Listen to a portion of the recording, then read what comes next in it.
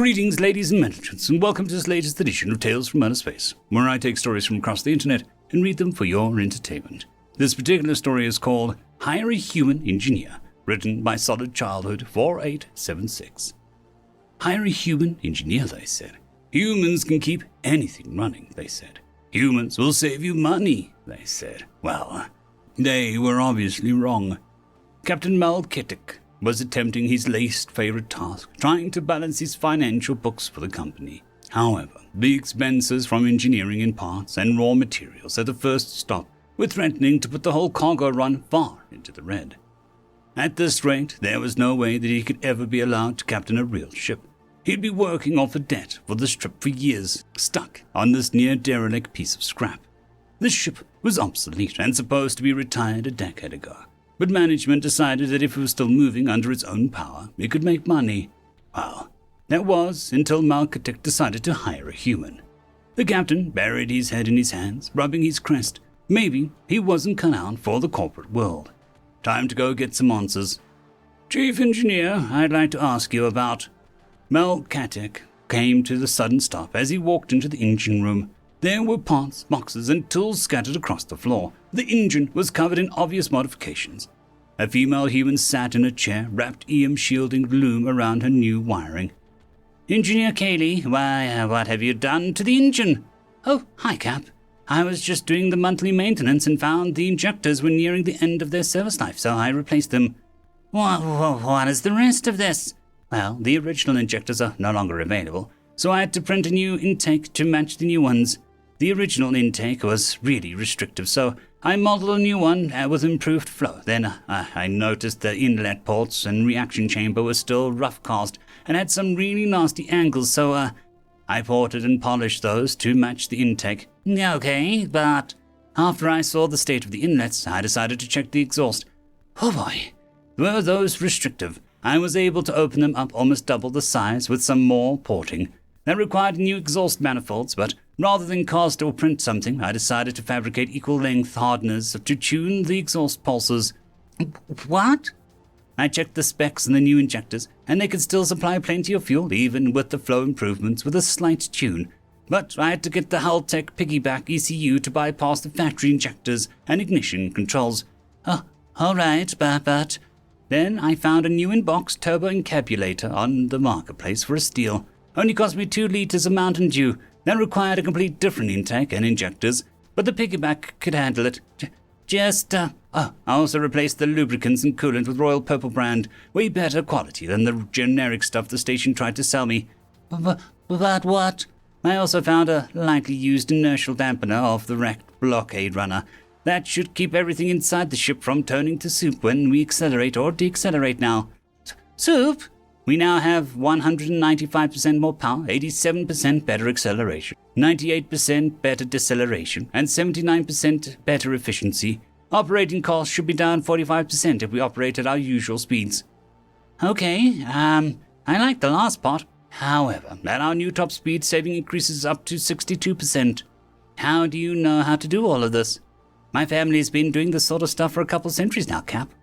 One last question. What is the writing on the new intake manifold and why is it there? No, that's a tradition to put on a family name on the parts we make. It's the human script for Edelbrock. End of story. Story number 2. Butchers, written by TerranOnAir. We were goners. The Coalition had many avenues of attack to choose from. When a free people wouldn't capitulate to their demands, their monuments would be destroyed under the red laser shot from space. When demands for resources or territory wasn't met, infectious disease found their ways into the drinking supply. All forms of their cruel tactics were known and feared throughout the cosmos. The Coalition loved no other form of torment more, however, than their animals. We rushed everyone to the strip mall during the raid on our home world. We'd been taking it as a community hub for people to take refuge. The beast's attacks were relentless, and it was made all the worse by the fact that the Coalition had disabled our auto-turrets with precision strikes from a single raid ship in space. The auto-turrets weren't ours originally. We were a peace-loving people, and our focus was on trade. They were gifted to us by one of our closest allies as a means to defend our homes after their own planet was besieged. We had barricaded all the entrances. People were missing parts of their tails. Their ears had been ripped to shreds. All of their most exposed body parts were torn first. They were crying. Children were begging for their parents. Sisters looked for brothers. It was a nightmare. No one was coming for us. No one dared to challenge the Coalition's might. Save for the Empire. They were the only ones who had the strength to do so. Even knowing all of that, as these people's leader, it was my duty to try and save them. So, I sent out a distress call in the desperate attempt to find anyone who might take pity on us and try to run away. After all, there was no fighting the rabid monsters. We didn't receive a reply. There was no answer. I knew there couldn't be one. As I looked out of my window at piles and piles of those horrible creatures, I thought about what we could have done differently. We gave what we could to the Coalition, if only out of fear of something like this happening. It wasn't enough. It was never enough. They wanted more. I cursed myself for not having the strength or good sense to try for a different route. Now, my people were going to die for my shortcomings. We didn't expect what would happen next. Things were falling from the sky. They were large, they were metal, sensors blared, warning us of the impacts. I thought the raider ships above might have grown tired of waiting for our demise. There were hundreds of them, drop pods. They were old mining drop pods, but from the camera feed, they looked different from what I remembered. They had extra parts in them. We were expecting them to crash. We were expecting them to hit the mall with the force of a megaton bomb.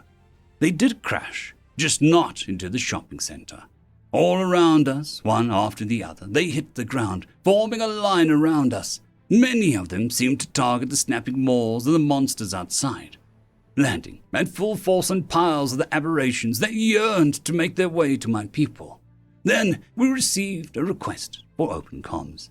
When we opened it, there was a creature on the hollow of it, entirely dressed in a form-fitting black suit, with a helmet that looked like it had solid piece of black glass. Whatever language he spoke could barely be deciphered by my translator.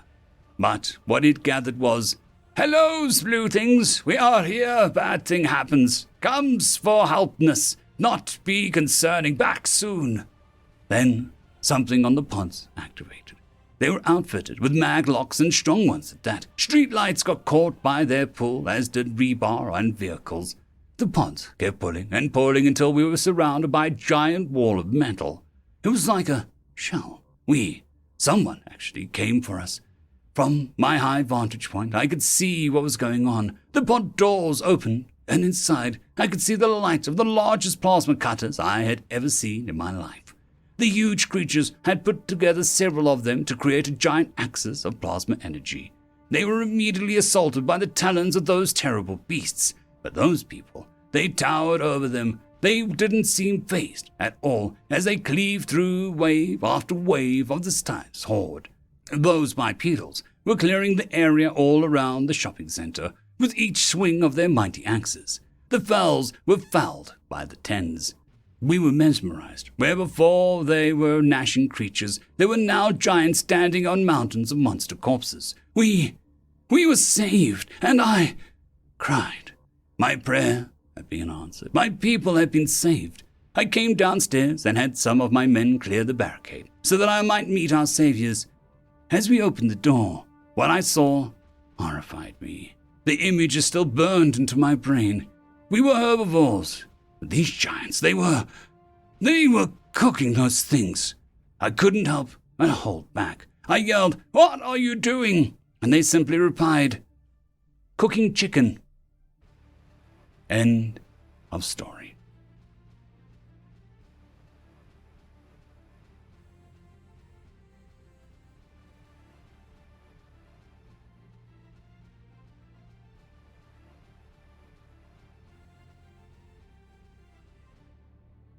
I would like to thank the T5 peeps, Cam Maxwell, Casper Arnholtz, Bushmaster 177, Leslie 517, Red Panda 121, Cold War Boomerwaffen, Light Jock, Dragzoon WRE, Lord Azrakul, Severin, Cerberus, and Arcadian. Thank you very much.